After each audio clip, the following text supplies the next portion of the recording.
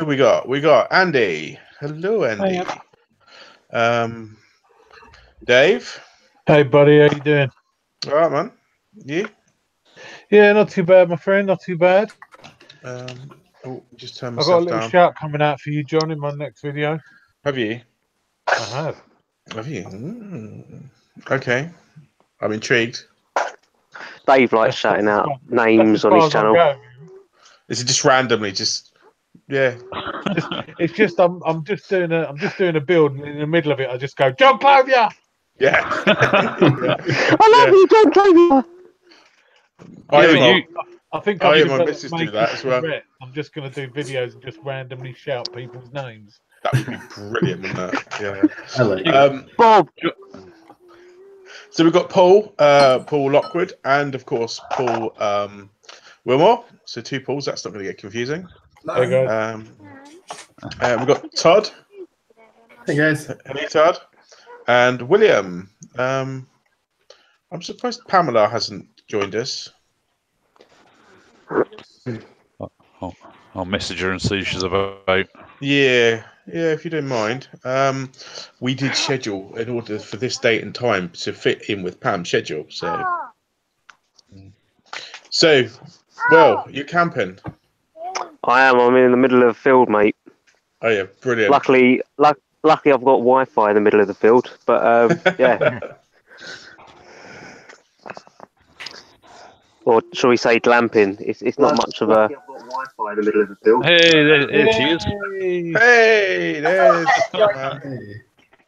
Or shall we say glamping? It's not much of a. In the middle of the field. Hey, there she is. Hey, there's. Or shall we say glamping? It's not much of a. Has someone got the YouTube live stream on as well? Yeah, I've just clicked it off. Yeah. Yeah, could you join us, Pam, since we arranged it for you? Especially. I didn't realise you were doing live. Yeah, no, it was just because obviously we've had it in the past where more people have wanted to join the chat than we could, the Hangout than we could. So. Those were all politically correct. Yeah, I want to see if there's a way for me to see who's going. The Beard 16. He is in the live chat. That's a question actually going out to you. The Beard X16 times 16. The Beard 16. How do we refer to you? Just call him Richard. Well, yeah, it's a thought. Yeah, unconventional. I know, but. How do we get that chat thing up now? We worked all this out last time and now I've forgotten. Yeah, we did, didn't we? So we've got internal chat, which is in the Hangout. There's the chat icon.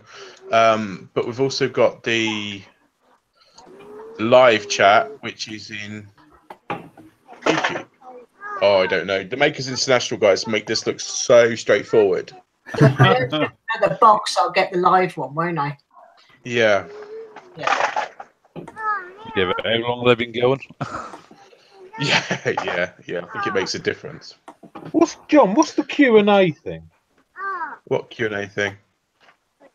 So I've got on the laptop, I've got the main window. Yeah. And over at the left there, Dave. I see that too. Yeah, I've got a chat icon, and I've got screen share. I've got something called showcase, and then Q&A. I've just clicked Q&A, and I've just got this weird coloured beach ball thing saying opening, and now I'm going to cancel it because it ain't doing nothing. I've not got that. I've got chat, screen share, and then cameraman, which is I'm not even quite sure what that one is. I've not got Q&A. I think that's because you're in charge. You can probably fix somebody's camera on at the time.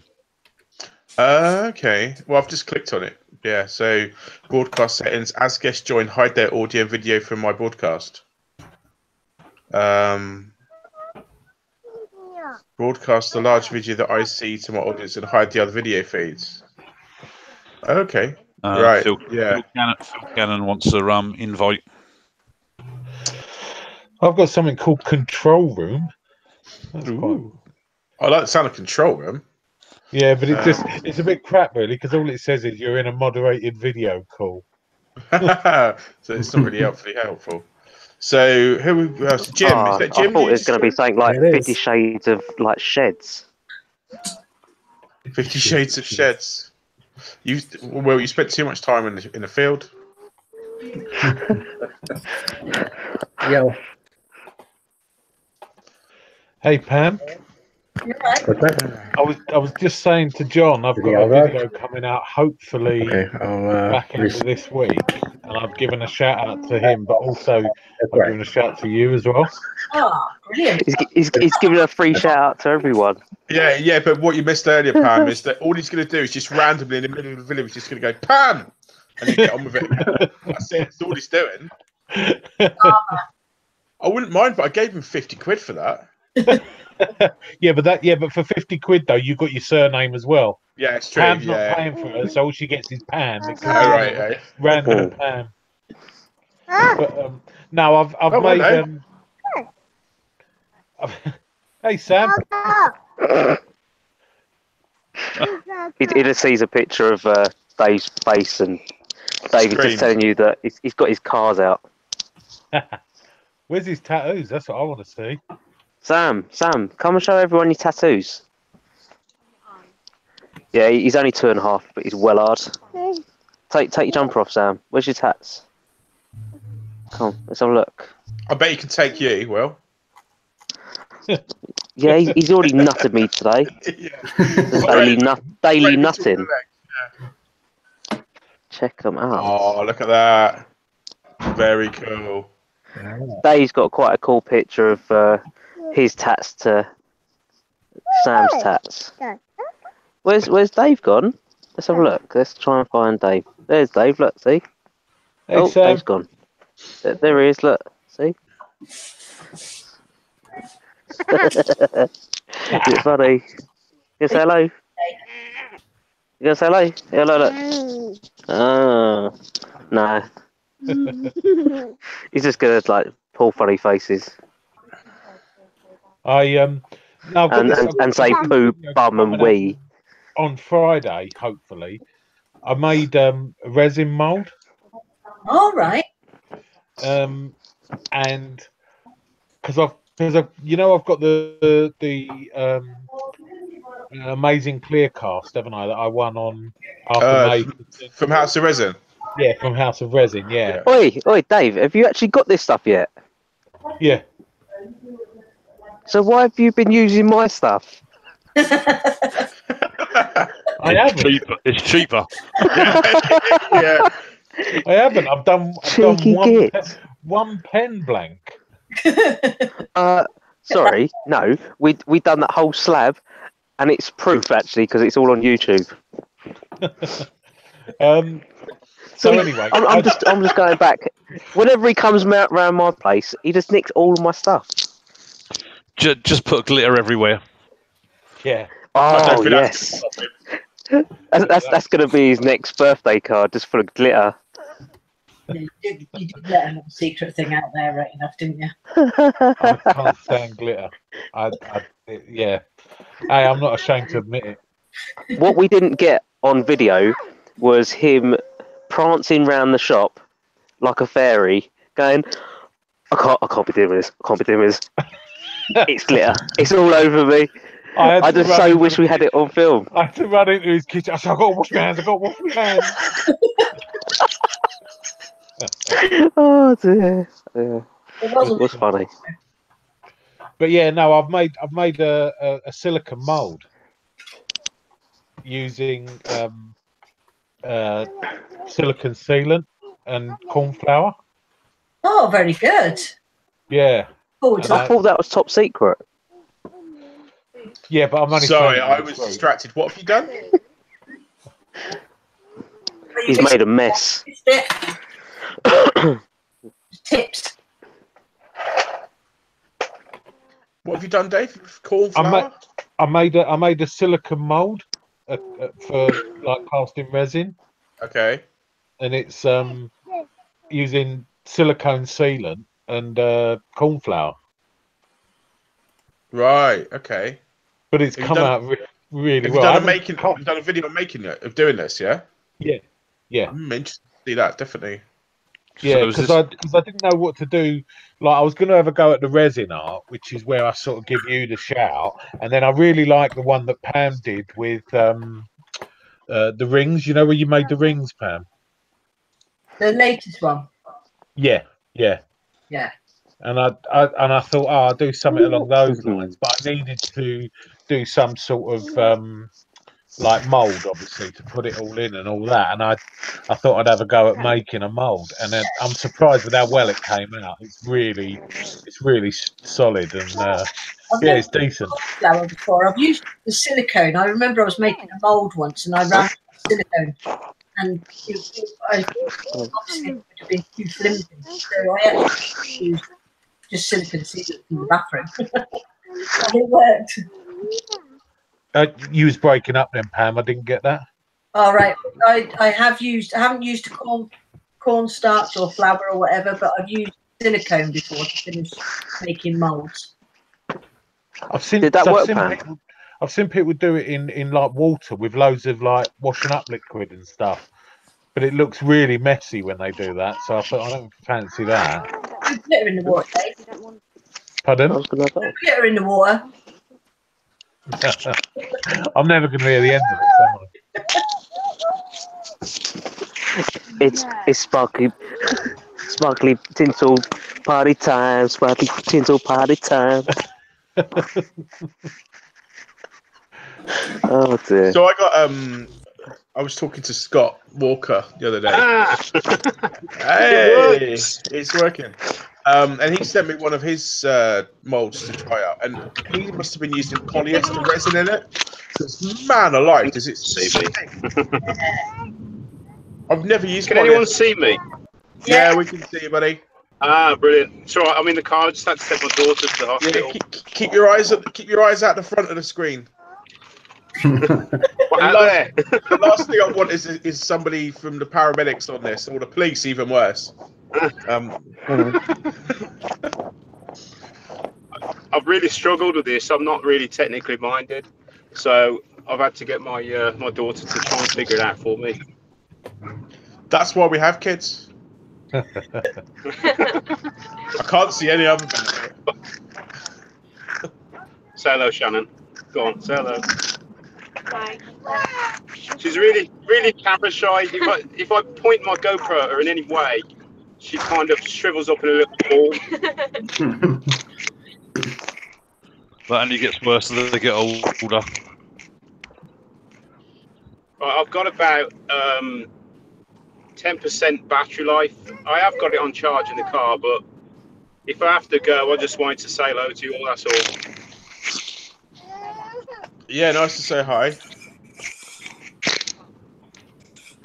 So yeah, he sent me this mold, and he also sent me one of the man-eater ones. Have you ever used any of those? Anyone? No. Any what? Man-eater molds. Man-eater? Yeah. No, I've only heard of women called man-eaters. Yeah, I've not heard of them. I'm here all week, people. Yeah, you might be on your own for most of it, but yeah, no, I've not heard of them either. I'll put a link in the live chat on YouTube. But they do this. The one that he wants it back when I go to UK, so I've got to take it back to him. It's a bit of a shame, but it's a regular blank mold. So it's got the 3 or 4 individual slots, yeah. And it comes with these rubber bungs, you know. So like we do the one where you cast the tube, yeah, inside it, and normally you poke the bits in through the outsides, and then you have to have a specific mold for whatever size tube you want. Well, the rubber bits sit in the slots, and you can position them wherever you want. So you only need one mold to do it. It's really good. Yeah, I have seen those actually. Yeah. So I don't know where you get them from. It's an American company, so it was a guy in America selling them anyway. Yeah, the one that I've got, it's $60. I'll say the one I've got, the one I've been lent, is $60. So they're not they're not cheap. No, but I mean that would do every pen type. So Yeah, it would. Yeah. And then that just casts it right onto the brass tube. Is that how it works? Yeah, I think so. So you've got the slot, and then you've got this rubber bung which has got like a cone shape.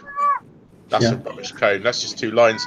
You've got a cone shape like that, and you push the tube on, and it just goes up as far as it can, and then you slot that in, and it stops any of the resin from going inside the brass tube, and you just cast to the size that you need it to be. Are these the pen blank silicone molds? Yeah. Yeah, I've seen those on YouTube. They're really good. Yeah, but these aren't the normal ones. I've not seen these ones before. Normally, the ones you see, they're specific to that pen. So when get you one Yeah, that works. slimline. Yeah, So or, when- or Sierra or whatever, and it's a specific size, and the whole silicone mold is like that, and then you poke in 2 bits of what I think are probably like HDPE or something into the sides to hold the tube up. But this one is a one size fits all. I can't remember. I seen something the other day, but they weren't showing that specifically. They were just showing a pen that they got. And that was when I first seen it, and I was quite curious then as to what it was. It's a really good bit of kit. It looks like the main part of the mold is made out of HDPE. HDPE, is that right? Yeah. Yeah. Yeah. You know when you too many letters and you confuse yourself. It's made out of that, so it's a white solid block. It's not rubber at all, and it's got little rubber stoppers in the bottom. So if you get trouble getting it out, you pull the rubber stoppers off, and you can poke it up from underneath. Oh, that's clever as well. Yeah, it's a really good idea. It's a really good system. Oh, I might have a look at that. Maybe order that.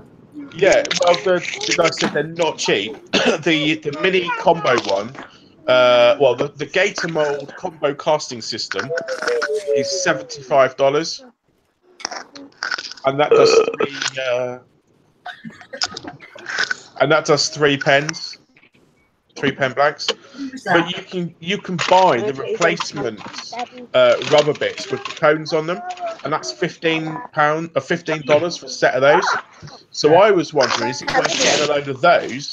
Really like be a pain in the backside to make, and then just get a big block of HDPE and just route out or carve out or CNC out the channels for the pen blanks. Yeah. I was just actually feeling a HDPE build coming on. Well, Pam's an expert now in modelling the HDPE, isn't she? Will's been doing a lot with HDPE as well. Go away. Thanks, Dave. Tells it a lot. Whatever you're talking about. Just to add to that, though, Pam, on top of that, they do it as a dog bone shape, and you can stack them one on top of the other. So they reckon you can get up to 24 individual pen blanks in a pressure pot without a caddy. Yeah, that's pretty cool. Yeah, this is a really good system. Where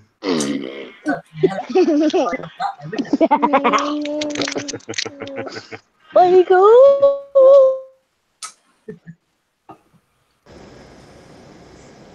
If you want to one of my adventures, when it comes to two. Go away, please.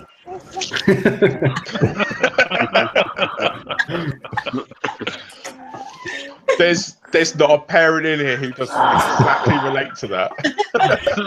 Oh my.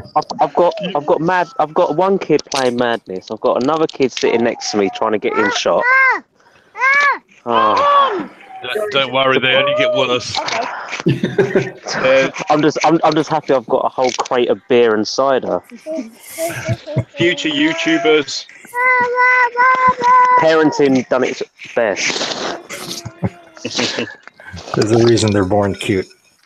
Yeah, The boys. that's very true. That is, Jim. They reckon, isn't it, that's the reason that children are so cute when they're young, and animals as well. Because if they weren't, they just Keep get eating them. Yeah. Alcohol is parenting's best friend. Yeah. So Pam, I was just looking. It's $20 for delivery for Maneater.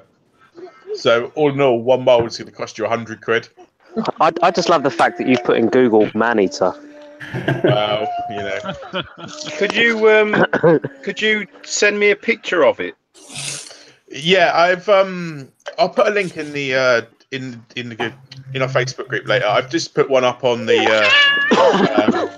YouTube live, but I'll stick one up in our group as well. It just looks a really good system. I've got loads of HDP blanks that are ready for some kind of project, so I might have a look at that. Yeah. See what I can come up with. Yeah. Okay, yeah, I'm looking at the page now. It does look really slick. It is really good. quite I a mean, few. the only other molds that I know of that you can buy that are anywhere near to that are the ones by Lizard Blanks. But even those, they're the ones which have got the wing nuts and you can take the side off and all that, and that's brilliant. But they're not specifically got this system for holding the tubes, and that's what I really liked about this. Are those in caps HDP as well then, John? No, I think they're silicon. Yeah, I think they'd have to be silicone Yeah. rubber or something But else. they kind of press in and they grip because they're silicon on the HDPE. Yeah. What I don't like about the Lizard Blanks and new ones, they've got that bit at the top. Yeah. Top down, big red pine cones. Saves all my sellotape over the top of the mould. Yeah, did you see the back with the lid that you can position? Yeah, I've seen that. Yeah, it looks really good. Yeah, it's a really good idea. Although it did make me think it would be a great idea if you've got like pine cones or something that stick out of it anyway, that you can hold them down. But if you've got something you want to keep at the bottom of a resin with resin above it, it's not going to work. No. No, I was purely thinking of the pine cones because yeah. On them. And the other thing is with the burr as well. Sometimes that floats to the top. It's so annoying. So it'd be good for that, but I don't know how easy it'll be to get that lid off it though. It's HDPE. It does take a good hammering sometimes. Yeah, it does. It's not that straightforward. No. You know the big brick that I made the other day out of the burr and the resin. Yeah. So I was worried about that floating. So I actually hot glued the burr to the mold at the bottom. Yeah. Yeah, I have done that right enough in the past. Still haven't found that thing. Right. I'm going to disconnect my phone. Okay, buddy. Are you going to join us again, or I will try. I'm going to set the laptop up. Hopefully, it won't die when I'm going into the house, but we'll see. We shall see. Yeah, Pam, I made a massive schoolboy error with that mold, but I'm never going to tell anybody about it, apart from you guys. So when I made it up, I made it up with the corrugated plastic. Yeah. And it was all lovely. I made it up and I filled it and all thing. And then I put a rubber band around the middle just to kind of help. And it made it do that. Pinched in. So it went in at the top like that. So I ended up with a triangle shape. So it's like, I know what I'll do. It'll be fine. I'll take the rubber band off, and I needed to top it up anyway. I'll push it out with a bit of extra plastic, and I'll just refill it. Yeah, and the resin will go down the sides, and it will go across the top. And you know what? It worked a treat, except for one problem. I sprayed the whole thing with mold release. So it had mold release all up the sides on the resin. So what I ended up with is a top layer, and then it all peeled off down the side.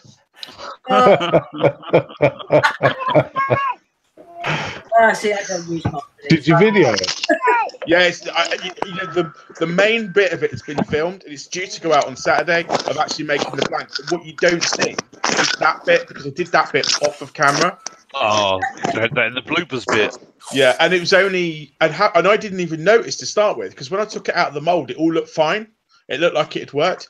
It was only later when I decided to polish it up in order to take a decent picture for the thumbnail. That it's like, what are these white bits in here? They're like air bubbles. And then it's like one of them like popped open, and then once one pops open, it just all started peeling back. Do you want to see how my workshop ends up when I've done a build? Maybe you can all relate to this, but look at that. It's terrible, isn't it? It's clean. Tiny days. I seem to use every single and leave it out. That's how mine starts. Yeah. But don't you hate it though when you have left it like that and you go back in to start another project and it's just a complete mess? You just like, great. It doesn't I take end a lot up to mess up a tiny shop. I end up having to clean everything before I start a video because it just drives me mad. I'm looking for stuff. I'm really quite good at it. I'm sure it'll wane off over the years, but I'm pretty good now at the end. I hoover up, I get rid of all the chippings off the floor, I put everything away, I blast everything with the airline and get rid of all the dust and let the air filter take care of it. And so every time I go in, it's always fresh. That's what kids are for. I can't stand it if I go into the shop and it's a mess. Give them a brush. No, I can't. When I finish at the end of the day, I'll clean up. So it's all fresh going back in. You won't want to come round to mine then, Pam. I tell you, it's the cleanest place in it. It's a shed. Yeah. Actually, your custling room must be pretty clean. I was in there today about 4 hours because I've collected so much stuff. And it's been so busy since Maker Central. I just have not had time to sort of turn around, really. Yeah. And I went in there today and I had to do something. The place looks brilliant now, but it was full of wood. I had so much wood in the house. I've still got big slabs because I was out planing the wood table. And I take that back in the house. Then you guys watch my t-shirt video? Yes. Yeah, I saw it, Richard. Well, look at the state of my little screen there. I decided to try spraying spray paint through it onto a t-shirt.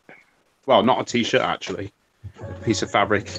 Oh, and I've completely buggered it, so I've got to make a new one now. I can't really, you just about see through it. Aye, aye.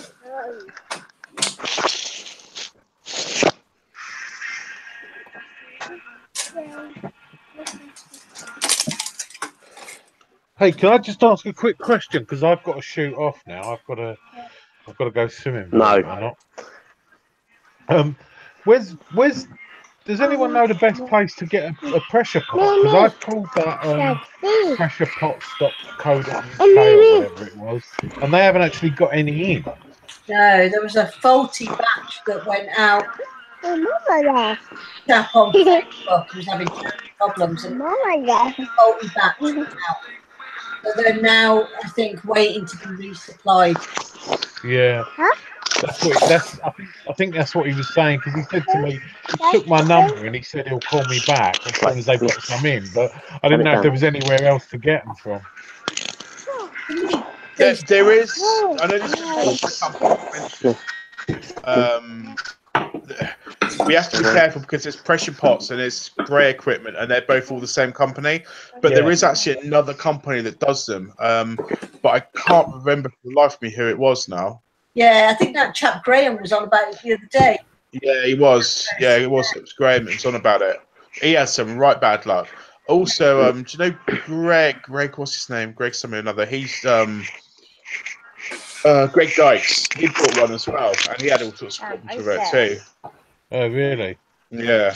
But mine came from that company, and mine's been absolutely fine. Yes, fine. I had mine up to 60 psi doing the big block, and I left it for 2 days in the pressure pot, and I think it dropped about 50. Right. Over 2 days. Yeah, it's nothing. It's nothing. Yeah. Yeah, I never had any problems with mine either, but seemingly the batch was bad, wasn't it? Yeah, I think the problem with it though was it's not so much that they had problems with the batch; it's the fact the way that they were dealing with it. Yeah, no, yeah, that was bad. Yeah. Then I had similar problems myself, so I wasn't surprised, but I thought more because for one, I didn't really. Well, for one, I'm a woman, and the second was I didn't know the actual size of the bit that I needed. It was an adapter I needed, and he basically called me an idiot on the phone. Oh my god. Yeah, they're a terrible company in that respect. Oh wow. But I just kept my cool because I needed the bit. Yeah. It's like, right, I'm going to get the bits. Once I've got the bits, I'm just going to slag you off. What company was that? That was the spray one. Can I just ask before I shoot off, what resin do you guys use? Because I bought some resin, and I saw on YouTube a guy that was getting the bubbles out with a blowtorch. Yeah. Anyway. Yeah. I put my blowtorch on this resin art picture I was making, and nearly burnt down the whole of my classroom. It was polyester resin, flammable. The whole thing nearly took the classroom out. Sorry? Does it smell? It stinks, yeah. Yeah, that's you've got polyester resin. Yeah, chuck it in a bin, buy some proper stuff. The epoxy resin. Thanks. It has to be epoxy to do that. Andy's put a link in the friend box. I had no idea what I was doing, and I thought I'd have a go, and nearly killed myself. That's what it, would you Andy. recommend? I think that's it, Andy. I think you're right. I think that is the one. Yeah. There are several companies. Where's the link? It's in the chat. They're called Airless Pro. Deluxe 10-litre pressure moulding pressure pot, £233 and 70 pence. Yeah, or you can get it with wheels for £250. I would get it with wheels now, even though it's only small, because you know what? That's quite heavy, that thing, and it doesn't slide very well. And you don't really want to slide it around too much when you've got the resin in it. I think with the wheels on it, it'll make it a lot easier to move it about. What do you think, Pam? Yeah. I've had the odd instant actually, because it's like a round bottom on it, isn't it? Yeah. My mould, it's come out uneven. Yeah. Is the 10 litre? Is that the small one? Yeah. They're expensive. I bought. Do you ever go to Pen Blanks and Moulds? I bought his caddy for it. It's got 3 shells in it. It's brilliant. If you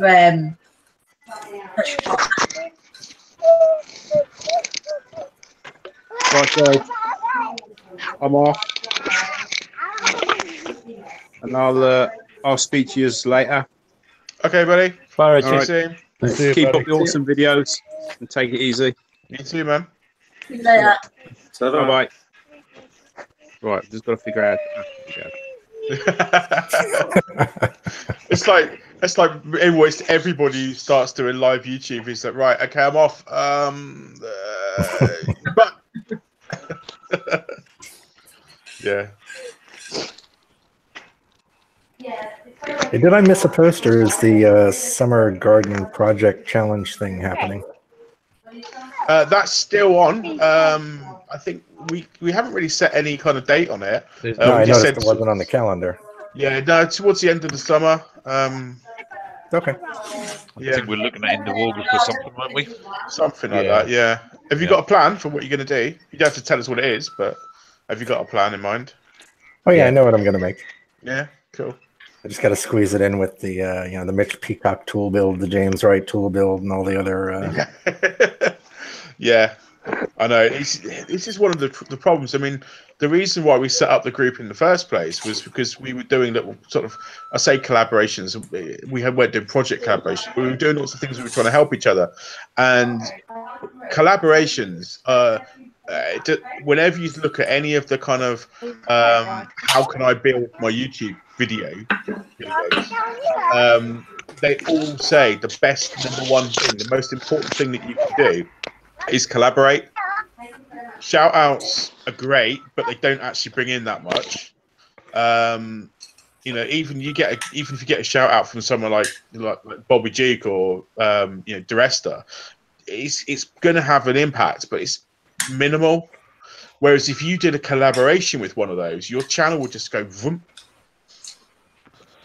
But not quite sure how we're going to get a collaboration with either of those two, though. Yeah, well, I had a shout out from Carl Jacobson ages ago, and my numbers hardly increased at all. Yeah. Yeah. Well, shout outs get you like a momentary boost. It's just very brief. The collaboration, the video stays up, and you get usually there's a link. And... I mean, the good thing was that he did actually show the pictures of what I'd made. So I mean, that was when I did my segmented lighthouse, and I think something else as well. So I mean, it wasn't like the normal basic stuff that I've just turned an ordinary bowl or a box or something. So it was something that had a lot of work go into it. So, but I'd hardly picked up anything extra. Yeah, I had a little shout out once from Matt Cremona, and I think I had like maybe a 5% boost over like 2 days, and that was about the end of that. Yeah, yeah. It seems weird, doesn't it? It's like, it seems bizarre. You'd think if somebody, why don't people subscribe to you? Is it because they don't know about you, or because they don't like what you do? Well, it's because I stink. No, it's just, you know what I mean. I find it really interesting because the amount of people who suddenly subscribe to people, like have any of you noticed how Bobby Duke's channel has exploded over the last week? Yeah, he's got a million now, hasn't he? He's got 1.2 million. Oh, really? He was gaining 75,000 subscribers a day. How's that suddenly happened then? Well, you know he's done that one where he made a knife out of the bolt. Yeah. That video's got like 30 million views. Yeah. That's what's done. That was brilliant. That was. It was well deserved, without a doubt. But the thing is he had 800,000 subscribers, and then he gained 400,000 subscribers because of that video. But then, I mean, I don't understand how. Where have they come from?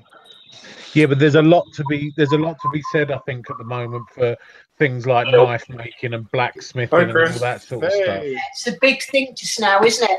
Yeah. It is. And I think if you look at things like woodworking or like wood turning's very niche. You're either into wood turning or you're not. Yeah. Or woodworking. But the amount of people that would look at a metalworking video, even though they don't do metalworking, I've sat there watching hundreds of videos of people making knives because it's just a really cool process and it's really good. I mean, if you look at Honor's channel, I've watched loads of his videos. I love watching his stuff. You know, I get very jealous of blacksmiths, man. They have great visuals for a video. Yeah, they do. Yeah. Like flames and sparks all over. Right, huge spark trails shooting out. I'm seeing Phil Cannon's in the chat. Phil asked me this week about after I'd been degassing. Phil had to go. Just drop this in. Sorry. That's all right. Phil Pam's degassing. Yeah, he reckoned that I did that earlier. I'm lactose intolerant. possibly might have problems with on wood. Well, I don't know that perfect and clear, no bubbles. It's just for warming the resin. I've been really interested in watching this, Pam, for obvious reasons. Why do you think it is that heating up the resin? Is it my thoughts? Well, you're thinning it. That's what it is. So that's what it is. It's thinning it down. I always assume that the heat created like a low pressure zone at the top of the resin.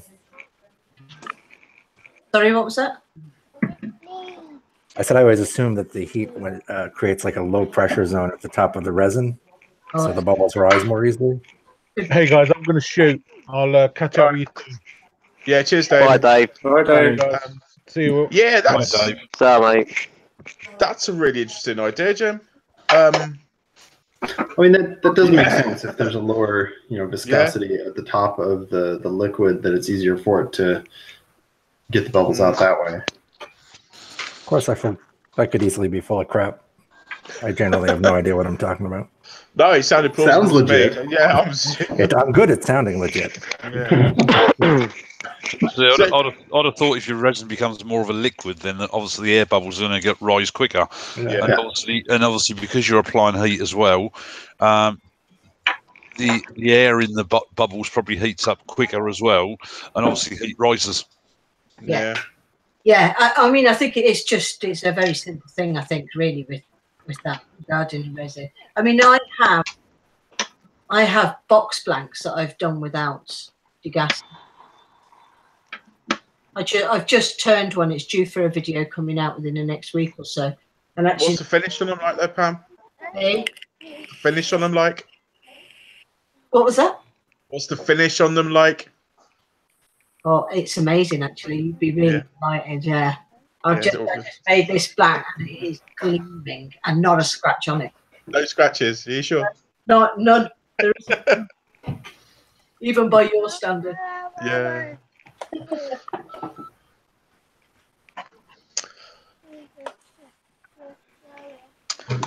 Yeah, I was wondering as well with it with the resin is, you seen the you know when you do the resin art, and you know they talk about using like Resiblast. Yeah. What do you think Resiblast is? It's silicone. Is it silicone? Because what I was experimenting and I was using a spray bottle and drops. I was putting spirit on it, and I was trying it with so I tried denatured alcohol and I tried acetone, and both of them have exactly the same effect. And what they seem to do is they seem to thin it down.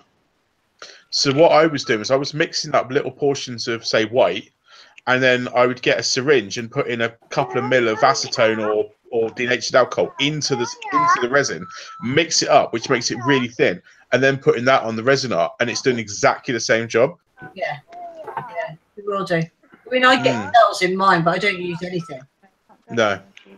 But yeah, the Resiblast is there, but you get silicone sprays a lot of the girls use as well. So that I've never tried anything like that. I just mess about. Yeah. I think if it was a little bit cheaper, I'd buy it. But it's really expensive, isn't it? Yeah. That's what's doing it more.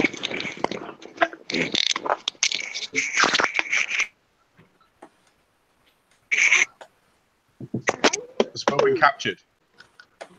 Did you guys do that? I thought he said there was a lot of beer in there. I'm not seeing any. No. I see lots of apples. Where was your wife doing the health check? I hope not. Oh dear. It's our job sitting in the middle of a field drinking beer.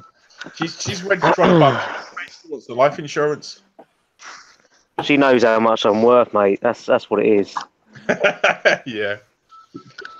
£2.50 and a packet of Skittles.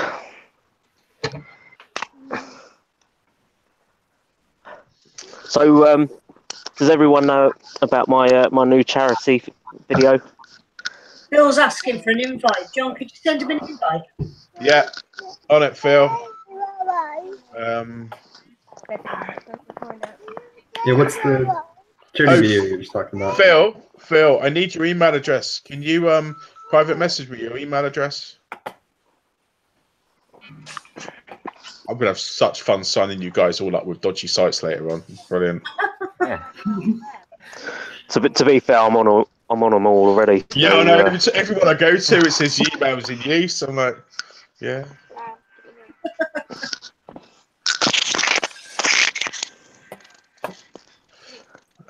I've got a question for Andy, if that's all right. For me, okay. Yeah, for you, Andy. How's things going? When are we likely to see you back on YouTube? I really missed your channel. Yeah, been arguing with my wife about that this evening. Yeah. She's been getting grief at school from some of the kids because she's now working at the school that I used to work at. Right. And, she came home this evening, just been told how much she's going to get next year in terms of teaching, which classes. And she's opted to have a worst behaved class so that she doesn't have the class that's been giving her the worst grief about my channels. So it's, yeah, she's gone out for the evening, so we're probably going to have an argument when she gets back. Right. Mostly on the lines of I've said, I just can't post anything because if I post anything, it's just going to give her more grief. And so, to be honest, it's put me in a pretty foul mood.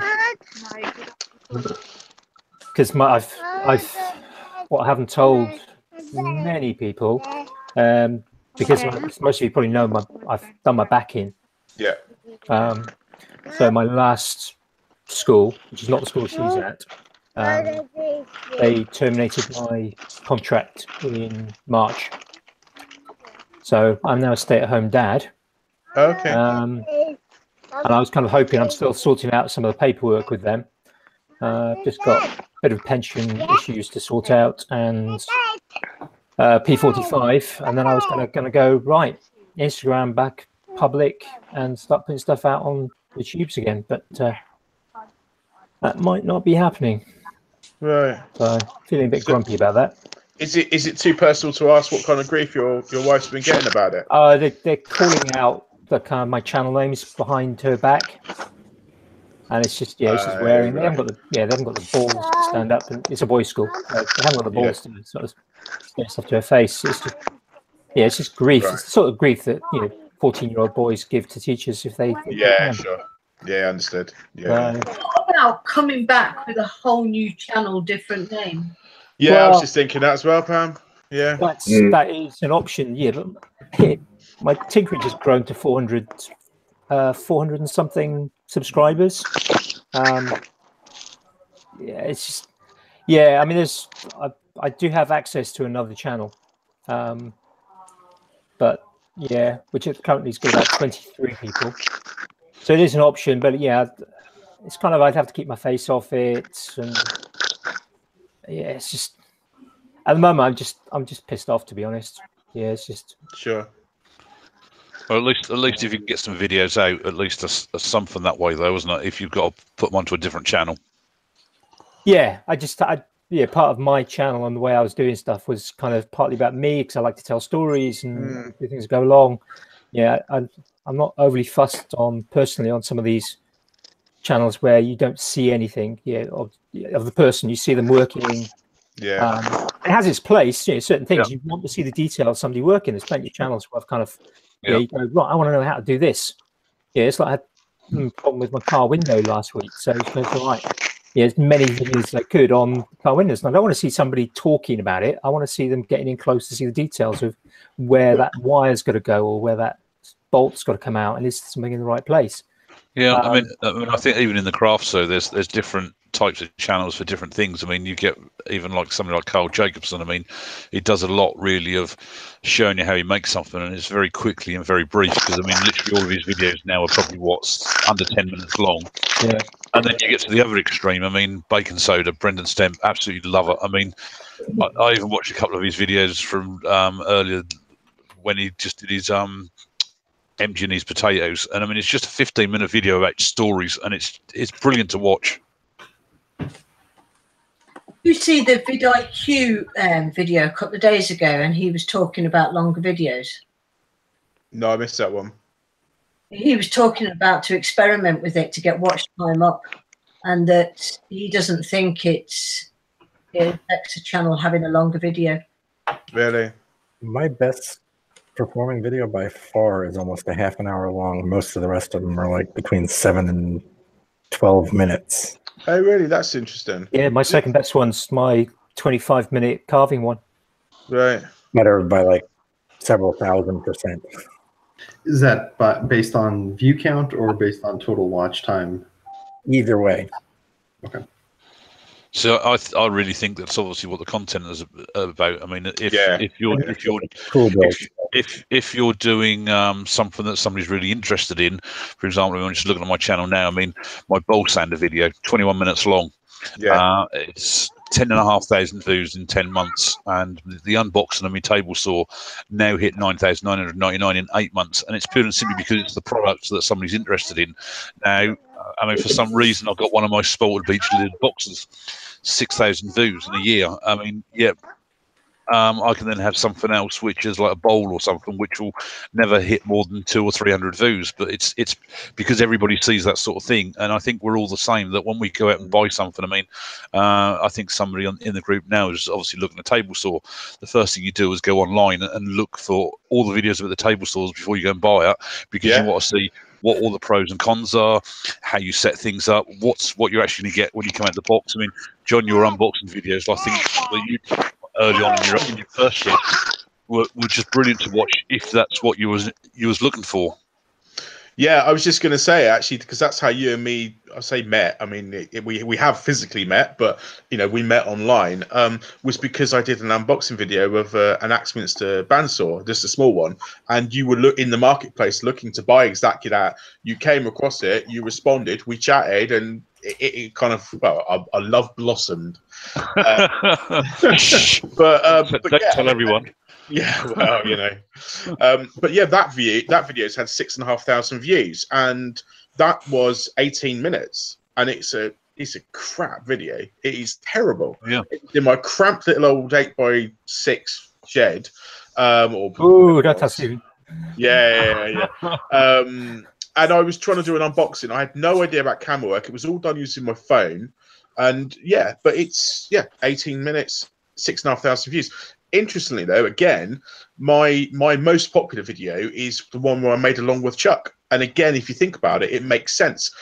All my project videos, the things that I make, my artistic things, I would say, this sounds a little bit pretentious, but my followers would watch those. The regulars, yeah, but they're not things that people would go out there to look for.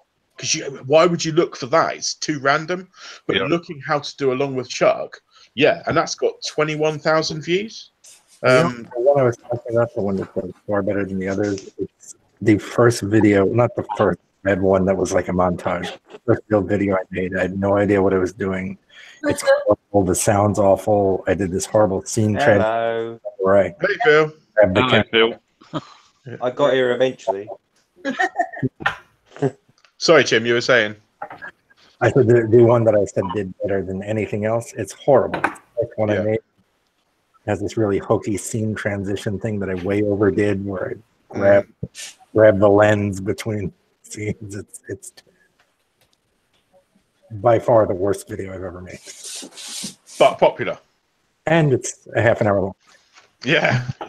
My most popular one's 33 minutes, and it's got 42,000 views. But and what's that on? That was for jewellery. Right. The first ring and pendant I ever made, and it came out awful. But a lot of people watch that video. So the secret to success is make bad videos. That's what I'm taking away here. Okay, so here's a question for everybody. Here's a question for everybody in the group then. What's your worst performing video? Mine are updates.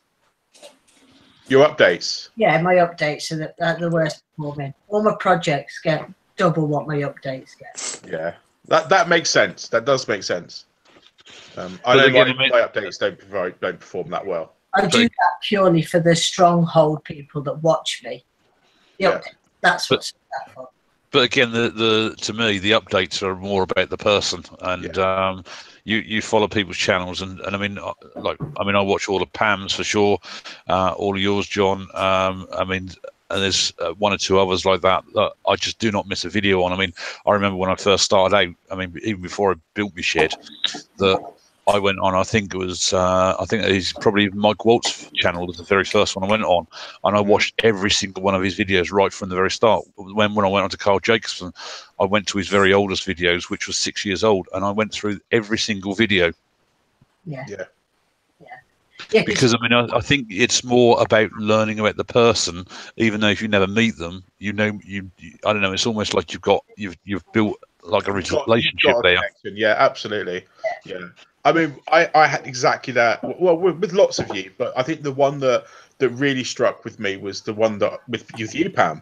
When we met at Maker Central, it was just like, oh, hey, dude, how you doing? With like, oh, I saw you yesterday, didn't I? But I haven't. I've never met you in my life. But it felt like, I just hadn't seen you since yesterday. And it's all because, we chat when, obviously we do things through the group, but we private message as well as YouTube. And it's just, and I love all that. I think that's the thing that I'm most amazed by with myself is that I am actually really proactive in the community for making. In the real world, in my private life, I don't socialize with anybody. I've got nobody I want to socialize with them. Because I don't know, either I don't get them or they don't get me. But within this community, it's completely different. And I think it's really easy to get that connection with people through things like YouTube. So it makes sense, Paul. But you want to follow the people. It's not because of what they've actually got to say. It's just because of who they are. Yeah, yeah. I mean, my son calls me a loner, so Yeah, I don't care. same. I'm quite happy when I'm at home to just go out and do what I want. I mean, I don't need to wander around the street. I don't need to worry about going in the pub and socialising with friends every night. Exactly. I mean, I used to do that in my younger days, sort of the local social club, and spend my life there playing snooker and everything. So, yeah. But I mean, I've just got much happier being in the shed. Yeah. Yeah, absolutely. Yeah. Yeah. And if I'm not in the Especially when shed, the wife's in the other one. Yeah, yeah. Yeah, and if I'm not in the shed, I'm editing videos. Yeah. Yeah. That's just our life. Here, Pam, a question. Uh-huh. How did your milk bottle mould go in the end? Milk bottle mould. You know, the HDPE. But which one? You melted some HDPE, didn't you, in the oven? I used it for bongs, most of it. Yeah. For bongs? Yeah, bongs. Oh, bongs. Sorry. Bongs? How much did you get from the bottles? Oh, loads. Because I've been sitting out there. I've been cutting them up. Yes. I tell you, they're so handy. Yeah. I literally I mean, there must be 20 milk bottles in there now, and they're all literally, well, not even 1 centimetre square. They're so handy. And I mean, you can do anything with them, really. If you melt them down enough, you can make them into any mould. Yeah. But I mostly use them for the CA, and then I just throw them in a pot and then they're ready to melt down again. I did a video today, or put one out today, where I'm using my friend's industrial shredder. That might be of interest. Has it gone up already, that one, has it? Yeah. I don't know how I've missed that then. I'm just going to take this opportunity to actually let you guys all know that I watch YouTube through 3 different mediums. I watch it through my laptop at work. I watch it on when I'm sat on the sofa watching it on my iPad or something like that. But my main method for watching YouTube is actually on the television. And I will normally sit in the evenings, and that's when I watch the videos. And you can't comment on the telly, obviously. And although you can like a video through the television, it's a right faff to do it. So I tend to watch all these videos, and there's a lot that I don't comment on or like, and that's why. So if you do see me, don't think, hang on, John hasn't commented on this video. That's probably why, because I've watched it on the telly. It's just not going that way. Don't believe you. Yeah. I was waiting for the one. Oh, go on. No, I just watch a lot of them at work. Yeah. What I do with some, like Pam, when I've watched you on the live videos, I've had that up on the big telly, and I've had my tablet to comment. So I'm watching you up there, and I'm commenting here. So I'm actually viewing you twice. I keep missing Pam's live videos because I'm usually gone out in my shed and I get a notification 15 minutes after it's finished. Yeah, that's what's been happening. Was it the last live video when I literally rolled up at the end? It's just as though I went, "Hi Pam," and you went, "Hi John, bye all," and that was it. I was gone. That's like Joe's video on Friday. I mean, I all of a sudden I see it appear on my iPad because my iPad is out in the shed, and when I clicked on it, I thought, "Oh, I just got the old logos all up on the screen." And when I looked at it, oh, finished 10 minutes ago. Yeah. They seem to be a bit slow. Some of them coming out, or when you subscribe to so many channels, you've got so many coming out at the same time. Oh yeah. I actually watch YouTube in the car before I go into work. So I normally have 10 minutes before I go to work. So it just gives me some free time, and I get to watch more that way than I do at home sometimes. You get 10 minutes. So what you're telling us, Paul, is don't make a video longer than 10 minutes. Yeah. Okay. Yeah. Right. I think my latest video I've got to upload at the moment is about 10.5 minutes. So I'll have to see if I can trim that a bit. That'll be all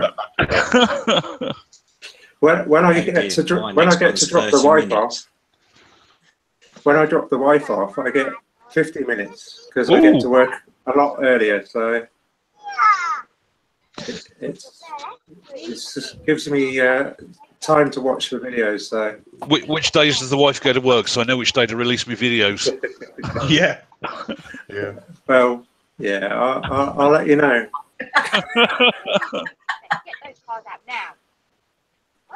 Can I just say thank you to Chris? He got Malta Mate to send me a couple of beers through the post, and when I opened the door and I've received the box, I was like, "That's a really nice surprise." So, thank you, Chris.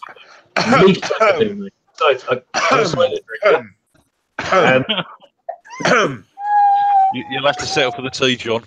Yeah. I'm all of a sudden feeling very thirsty. Yes, score! Asda for still water. Oh, But yeah, thank you for the pen mandrel. I've already started making pens, so. Oh, you're on the rabbit hole, yeah? Oh, he's lost now. It's gone now. The rabbit hole's just... It's not even a rabbit hole. You could drop a bus through it. It's more of a quarry, yeah. It is. Yeah, I can see the news now. More sinkholes appearing. I honestly don't know how much money I have spent on my workshop and stuff for my workshop in the last 2 years. It would. I really don't want to know. I think it would scare me. It's a scary number to calculate. It's many thousands of pounds. Well, I usually buy most of the stuff through eBay and my PayPal account because I have a work funding on my PayPal account, and I think last year I spent over $3,000 on PayPal. Oh, nice. Yeah, if it wasn't for work, I wouldn't have spent a tenth of that amount, I don't think. I'm trying to only spend money on tools and wood and stuff based on money that comes in from selling various woodworking or projects. Yeah, that's a really good idea. I mean, it's slowed me down from buying stuff, so I don't know how great of an idea it is. But. No, it's a really sensible idea. Yeah, I've got things that I've bought with every intention to use them for a project that I've never taken out of their box. One of them was a trend router jig for doing dovetails, and it cost me like 150 quid or something, and it's never taken out of its box. What? I've done stuff like that. You feel so stupid when you look at it. You mean something like this, John? Yeah, just like that. Yeah, I've never used it. Yeah. Have you used yours, Paul? No, I tried. I haven't even tried. I'm not even taking it out of this box. I've tried mine and failed miserably. But have you tried them by hand yet, though, John? No, I haven't. No, I even what I was going to do, because this is before I got the lathe, yeah. So I'd started to do the woodworking, and I was making my own lathe. Don't ask, and don't try either. And I was making a table saw, and what I was thinking to myself was, when I've done my table saw, because this table saw was taking me like weeks of time. I thought, once I've done this table saw, what am I going to make? Because I really liked making things. I was like, I'm going to start making boxes. So I thought, I'll make up a nice box, and I'll do like dovetail joints around the outside, and then I've got a bowl router bit, which is basically just a dome shaped router bit, and I was going to carve them out with that, and that's how I was going to do it. And then I bought the lathe, and I never did that project. Haven't done anything else since. So I've still got the router bit in its box. It's never been opened, and I've still got the jig in its box. It's never been opened. Although I did actually, I recently bought the Paul Howard fluting jig for the lathe. Have any of you guys seen that? William Hunt's been doing a load of work with it recently. Was that the one that's on the pivot, makes the arcs across the faceplate work? Yeah. Okay, yeah, I've seen that. That looks sweet. Yeah, it is. Yeah, it's expensive though, again. And I bought that like weeks ago, and I haven't used that yet either. I just hope that's not at Yuki's last year, John. Yeah. Were you at Yuki's? I keep saying this to you. You were at Yuki's last year, but I didn't know you, so I didn't. No, I may have seen you, but yeah. It's the same here. I was there. I didn't see you either. I'm quite hard to miss. How many people are going to UKIS this year then? Yeah, I'll be there. I'm not sure. Yeah. I'm not sure if I'm going to go there both days. I'm definitely going to be there on the Saturday, without a doubt. And I've got a weekend ticket, but I don't know how. Oh, God, I shouldn't say this. I don't know how good it's going to be this year. I think it's the problem with Makers Central. Yeah. I wasn't planning on going. The thing is, from last year, on the second day, you'd already seen it, so I know where you're coming from. Yeah, exactly. Last time I went for the whole weekend, and it was for me, it was the first time of meeting anybody that's in the community. So it was really nice just to see people, say hi and everything. And it was great. But after Maker Central, it was I don't know how good it's going to be. It's definitely worth going there to visit. I got the weekend ticket, so I might go back on the Sunday. I'm planning to, but I don't know. Something in the back of my head is a bit like. I'm there for the weekend, and I got my hotel booked and everything. I'm that about 4 miles away, but I mean, and that's probably one of the reasons, probably why I haven't gone before, is because I've been to big places like this before, and I think we'll, wander around for a couple of hours, and I think, I've seen everything, and I've had enough. I mean, years ago, I went to a camera thing at the NEC. I think that Jessops were hosting or something like that. And a massive, massive hall. Go around there. I mean, after a couple of 3 hours, I was wandering around, wondering what to do. But I mean, I've driven all the way to Birmingham. But in this case, because I'm coming down from Cumbria now, I thought, well, I really don't want to just get in for one day. I'll at least give it a go this time for the weekend. If I end up leaving early Sunday, then I do. I may never be back again, but I'll give it a go. I think the thing with Maker Central was that you could walk around for a day looking at everything, seeing everything, and then you've got a whole day for socializing. And even that, even though being there, I mean, I'm sure, for everyone that was there will contest this. That's not the right word, is it? Confirm? Confirm, that'll do, yeah. That it was manic. The first day was absolutely manic because there was so much you wanted to go and do, so much you wanted to go and see, but there was so many people there as well that you wanted to talk to that you didn't get anything done apart from talking to people. It was almost like, I've seen that person, I'm going to talk to them now because I don't know if I'm going to see them again. Whereas I know that stand will still be there tomorrow. So I spent the whole of the Saturday just talking to people. And then Sunday, I went around the whole place about 3 times for, have I done it all? I feel like I've missed something. And I did. I missed lots, but I didn't realise I'd missed lots because I kept getting diverted and not doing it in a proper, laid out pattern. But UKIS is considerably smaller. Like, it's massively smaller. It's a meeting. It's a big meeting room, effectively, in the hotel. No, it's a conference room in a hotel. So, I don't know, what was it? 6,000 people at Maker Central. There's probably 600 at UKIS, to put it into context, but it's dedicated and it's specific to wood turning, and that's the difference. So Maker Central was everybody from blacksmiths, knitting people, woodworkers. It was all there. UKIS is just about wood turning, so there's more people to talk to about, well, for us wood turners anyway, more to talk to about your passion.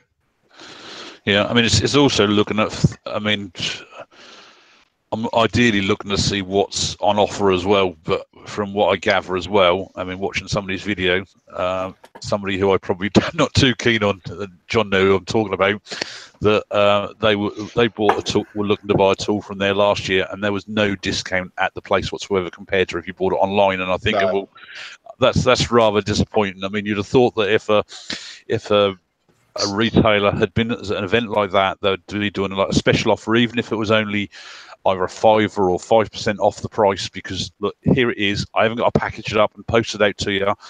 Look, 5% off, buy it from me now. Yeah. To be fair though, Maker Central wasn't like that either. There was no real discount there either. Yeah. Brain Fizz in the chat says that the real value to it is the after parties and the social hour in the bar. Just running into people, I suppose. Yeah, but we don't socialise because we want to be in our sheds. Yeah, Even over them. and yeah, and absolutely, and then that's the biggest regret that I have is that I didn't stay for socialising and make a central. I only stayed there for the days, but because I was only an hour up the road, to me it just seems a bit pointless paying for the hotel because the cost of the fuel was like 20 quid, but the cost of the hotel was going to be 120 quid. Yeah, but Joe was even closer, weren't he? I mean, he's only at Wolverhampton. Yeah, absolutely. Yeah, that made me laugh because I couldn't believe he'd booked a hotel up to stay there, and I was thinking, well, hang on a minute, yeah, you're so close. there was other people that were really close that stayed over as well, but I think it's because they knew what was going to be like. Whereas see, last year again at UKIS, I stayed over between the Saturday and the Sunday, and I stayed at the hotel, and that cost me like 150 quid or something or more for that room. Yeah. Well, I mean, I think I looked on the prices this time, and I think it was about 177 quid, and I think I've booked up 2 nights at a travel lodge or something, or a travel inn, and I think it's cost me about 70 or 80 pounds. Yeah, absolutely, and that's much more reasonable, and that makes more sense. But to me, if you're not going to be there at the hotel where the main bulk of people are, I might as well drive home. And that's why I figured about UKIS this year. That's why, although I'm going for the 2 days, potentially, I'm going to go home in the evening. But I'll stay afterwards. I might even stay for dinner, and then just drive home.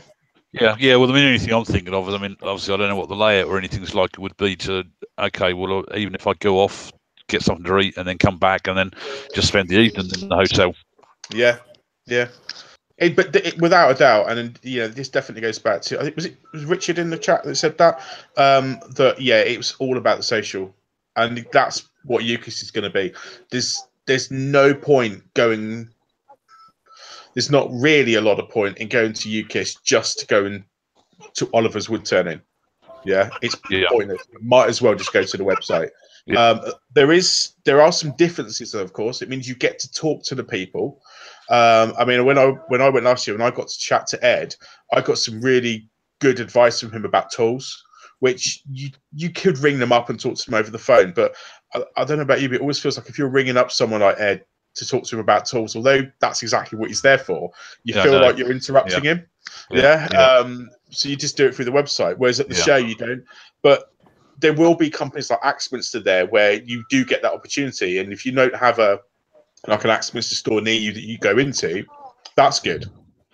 Getting able to talk to people like Glenn about Yorkshire Grit, and obviously the new microfine products, and actually being able to talk to them about it and finding out about it and see it, feel it, find out about it, and then decide whether you're going to buy it or not. That's definitely worth going for. Let's see if Glenn's going to give me a free pot of that as well. I've still got the original pot on the original one that I'm using. Have you? I'm just about running out. For the pot that I got off of him at UKIS last year, I'm just about running out of it. Yeah. Oh, he sent me a pot through the post. I I'd only been turned about 6 months, and I've still probably got 2/3 of a pot left. I bought one of the original metal tins of that. Yeah, mine's the metal tin. I just hate the lid. I chucked it in the bin. Oh yeah, the trouble is that it all sort of like greases up, doesn't it? Yeah, and you can't open it, and that's why cross threads as well. Yeah, it does. And it's like when he gave me the plastic one, I was just like, yeah, I'm just gonna chuck it away. Well, actually, I didn't. I left it in the cupboard for months, and then I went a bit clear out and chucked it away. I thought it's no point. I'll just get another one. The new microphone's nice, though. You guys will love that. Won't they, Pam? Yes, very good. Yeah, especially if you're doing anything with resin. Perhaps not you, Paul, but but you did. Yeah, but you didn't. You hadn't picked up on my clock, had you? Yeah, I did. Yeah, you did the rim. Yeah, I saw the LED rim. Yeah. Resin in there.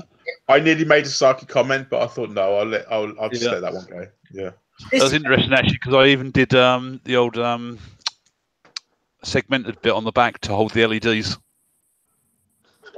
So you've got a ring of LEDs around there, and that's all segmented.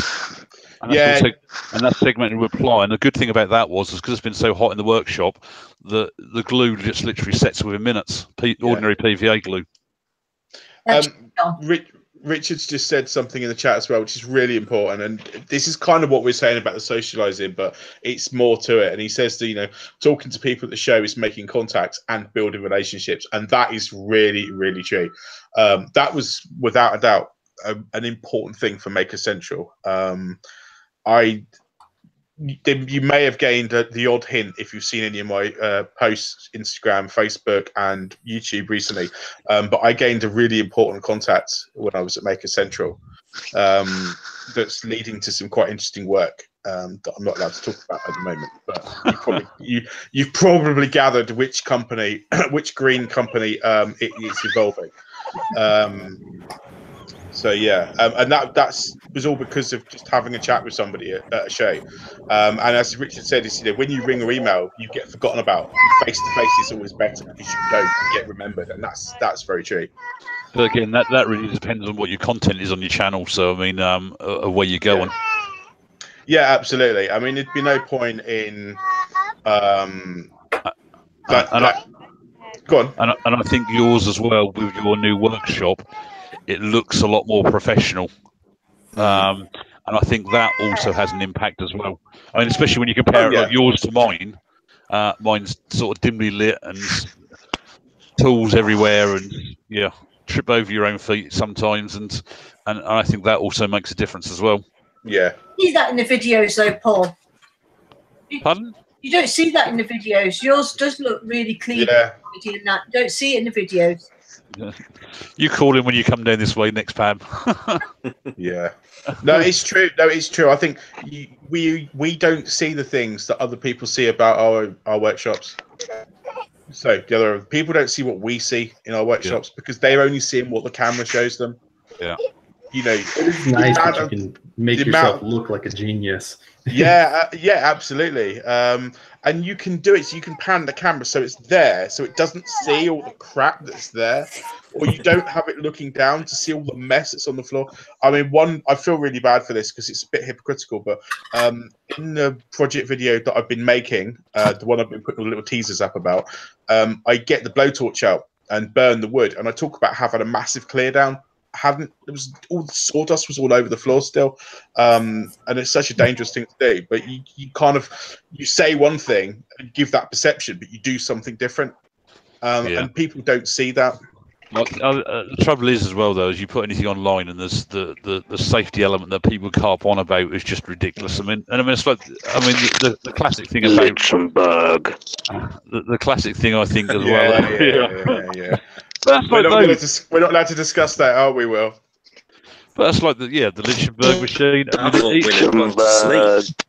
Even the people who talk about not using bowl gouges on end grain and stuff like that. Now, you actually you go to somebody like I don't know, like Steve Jones or something. I bet he would use it.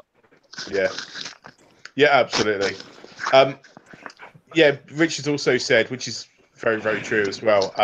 And I'm really finding this is the case, actually, the more I speak to people, is that the companies are interested in the smaller channels now, not the bigger channels.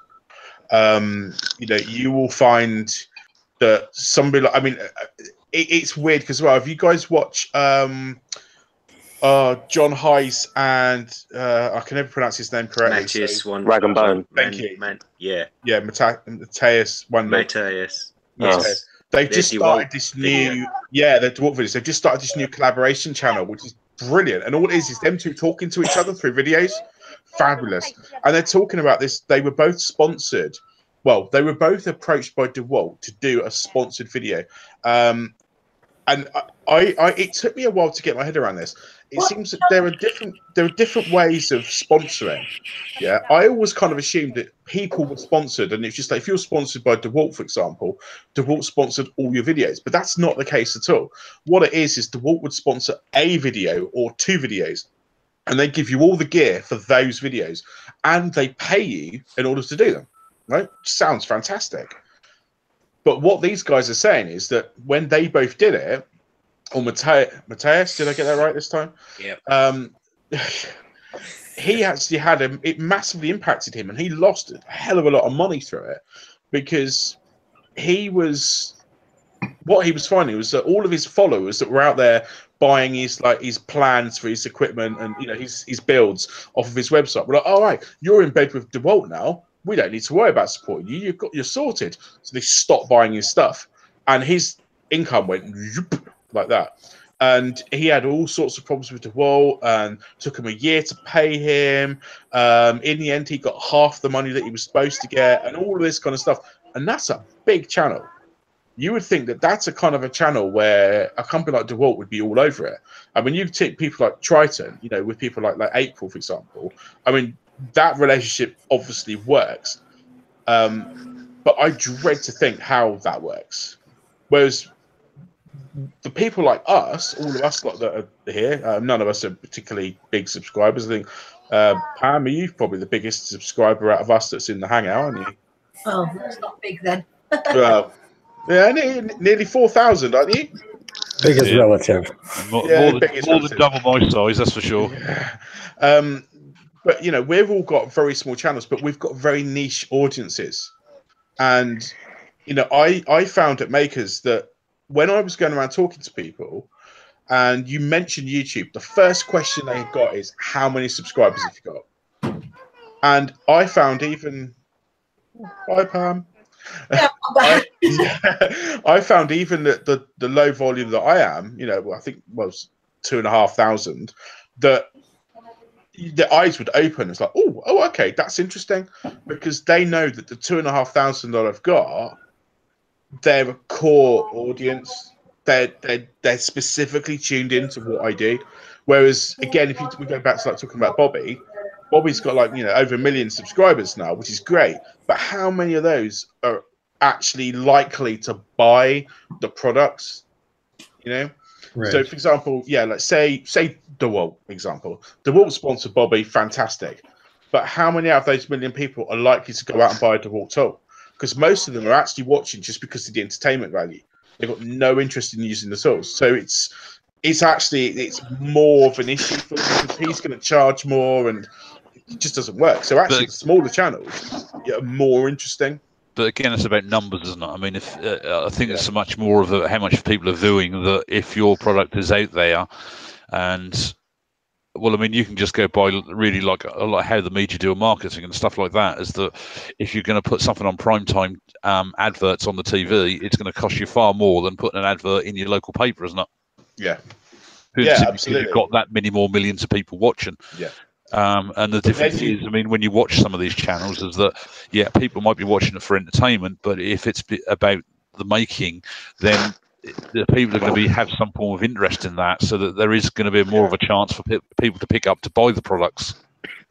Yeah, that is true.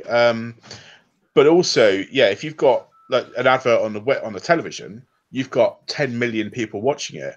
But if you're advertising a wood turning lathe, you're better off advertising it in the Wood Turning magazine, which has only got 10,000 subscribers. People. I think most people watch my channel just to see if I blow myself up. That's just me. To be honest, I'll be quite happy to watch that myself, to be honest.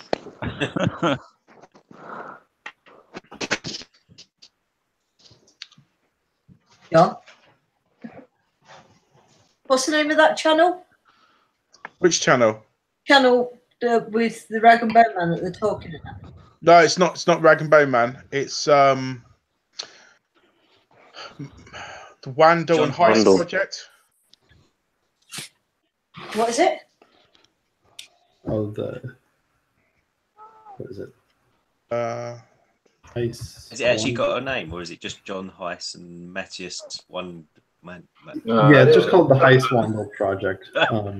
They've got a website where they have companion articles to everything as well, like a back and forth. I just put it in the chat. Perfect, thanks. Cheers. Yeah, it's only been going like 2 months, maybe. Yeah, if that, and it's absolutely skyrocketed. No, not even that. It's like a month. 22,000. Yeah, 22,000 subscribers. But they haven't even talked about it in their main videos, at least not that They I know haven't of. just made it public. That's why. Yeah, is that what it is? Yeah, they've been privately doing it, and then they've sort of not completely privately, but now they've announced it. Right. Okay. I know. I just sort of came across it, and when I came across it, it only had about like 3,000 subscribers. I think that was like last week.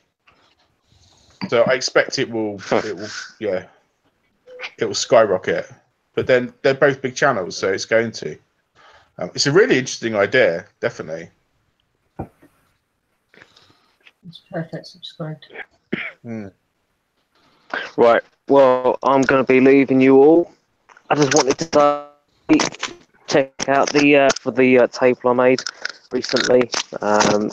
There's going to be a live draw on the 1st of June. People can buy raffle tickets over at Wood Club UK. And if you wouldn't mind letting people know on your own channels, that would really help me out. If you like this video, then please do click the like button down below. And if you haven't already, please do click that subscribe. Keep you up to date with all of my latest videos. I'll see you soon. Cheers, Actually, I've got to take off as well here. Yeah, I think I have too as well, actually, guys. Should we wrap it up? Yeah, sounds like. Sounds like a plan. Great. Well, thank you very much for everyone who joined. I was going to say especially to Todd and to Jim as new people into this. Todd is still here. Yay. By the way, it's signed on with my personal account. I don't know why, but Make Brooklyn is my yeah, sure. thing for those who don't know. Although we've been on YouTube live, it's not going to go out public, so it will just be private and closed off. But anyway, lovely talking to you, and we'll speak soon. Cheers, Richard. And see you, Paul. See you. You came back into the chat, and Rob. Sorry, I missed you in there, Rob. Anyway, see you, everybody. Cheerio, everyone.